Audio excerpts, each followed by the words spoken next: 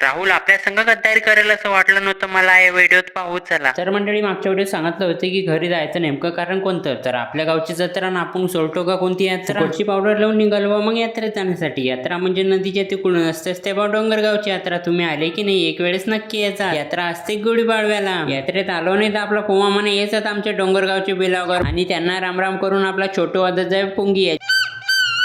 मग तितक्यातच आपली मंडळी भेटली. तर हॉटेल मधलं चला आता दर्शन करायला जाऊ. दर्शन करायला निघालाच होतो तितक्यात राहुलचे पप्पा म्हणायचा फटकन चटकन घरी येतो, जत्रेत जाशील हारपून. कैसा लगा मेरा मजाक? असं म्हणताच तर राहुल गायब झालता. तितक्यात दूरून पाहिलं तर पार बा तिकडे कुल्फीवाल्याजवळ जायला होता. त्या पोरीला कोण खाऊ घालू राहिला नामी राहतो तसं कळक. आणि त्यासाठी आपल्या पोमा भाऊने त्याला काय 2 शब्द बोलले ऐका तुम्ही.